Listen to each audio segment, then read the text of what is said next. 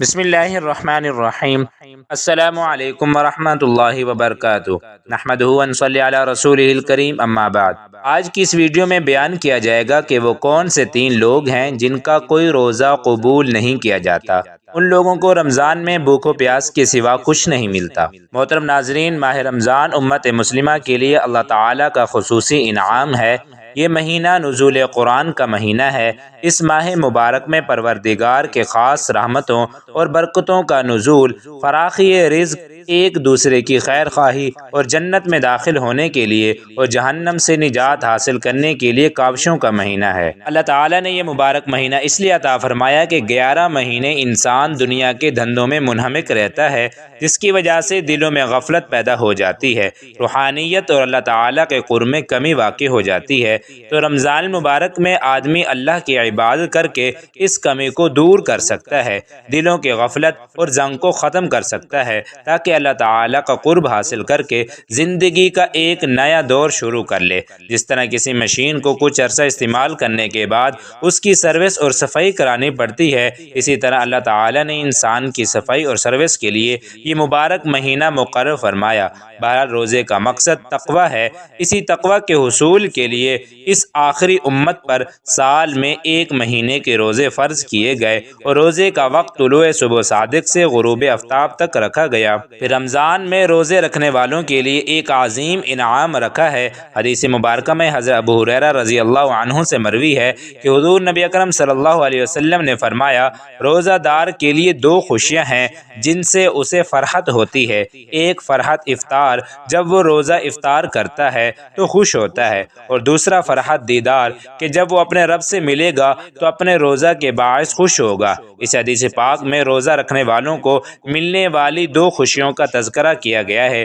ایک خوشی تو وہ ہے جو اس کو دنیا میں ہی نصیب ہوتی ہے، اور دوسری خوشی مرنے کے بعد ملے گی، اور اصل خوشی تو وہی ہے جو مرنے کے بعد ملے گی۔ دنیا کی خوشی یہ ہے کہ روزہ دار کو افطار کے وقت بے پناہ لذت ملتی ہے اور کھانے میں بڑا لطف آتا ہے۔ ضروری نہیں کہ انواع و اقسام کے کھانے ہوں تبھی لطف آئے، بلکہ سادہ کھانے پر بھی عجیب لذت کا احساس ہوتا ہے۔ یہ مزہ اگرچہ عارضی ہوتا ہے، تاہم اس سے دائمی لذت کا اندازہ لگانا آسان ہوتا ہے۔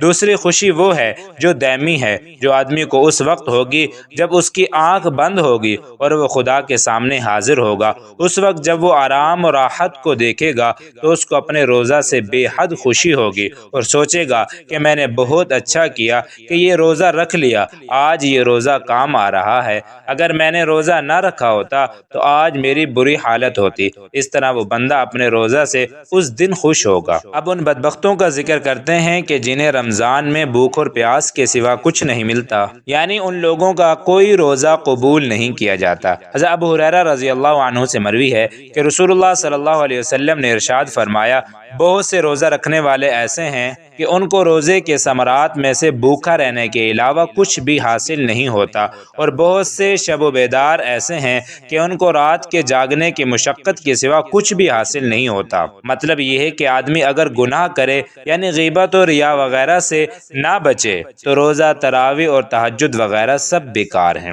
جابر رضی اللہ عنہ نے نبی اکرم صلی اللہ علیہ وسلم کا یہ ارشاد نقل کیا کہ 3 افراد ایسے ہیں جن کی نماز قبول نہیں ہوتی اور نہ ہی ان کا کوئی عمل، چاہے وہ روزہ ہو، زکوٰۃ ہو، نماز ہو، یعنی کوئی بھی عمل ہو، آسمان پر اٹھایا نہیں جاتا۔ ایک وہ غلام جو اپنے مالک کو چھوڑ کر بھاگ کھڑا ہو جب تک وہ واپس آ کر اپنا ہاتھ مالک کے ہاتھ میں نہ دے دے۔ دوسری وہ عورت جس کا شوہر اس سے ناراض ہو یہاں تک کہ وہ راضی نہ ہو جائے، اور تیسرا نشے میں مبتلا شخص جبکہ وہ صحیح نہ ہو جائے۔ ان 3 لوگوں کا کوئی بھی عمل آسمان کو نہیں پہنچتا۔ اسی طرح ایک اور روایت میں حضرت ابو ہریرہ رضی اللہ عنہ سے مروی ہے کہ رسول خدا صلی اللہ علیہ وسلم نے ارشاد فرمایا کہ جو آدمی روزہ رکھتے ہوئے باطل کام اور باطل کلام نہ چھوڑے تو اللہ تعالیٰ کو اس کے بھوکا پیاسا رہنے کی کوئی ضرورت نہیں۔ یعنی روزے کے مقبول ہونے کے لیے ضروری ہے کہ آدمی کھانا پینا چھوڑنے کے علاوہ معصیت و منکرات سے بھی زبان و ذہن اور دوسرے اعضاء کی حفاظت کرے۔ اگر کوئی شخص روزہ رکھے اور گناہ کی باتیں اور گناہ والے اعمال کرتا رہے تو تو اللہ تعالیٰ کو اس کے روزے کی کوئی پرواہ نہیں۔ رمضان مبارک میں خاص طور پر گناہوں سے پرہیز کرنا نہایت ضروری ہے۔ ہر مومن کو یہ طے کر لینا چاہیے کہ اس بابرکت اور رحمت اور مغفرت کے مہینے میں آنکھ، کان اور زبان غلط استعمال نہیں ہوگی۔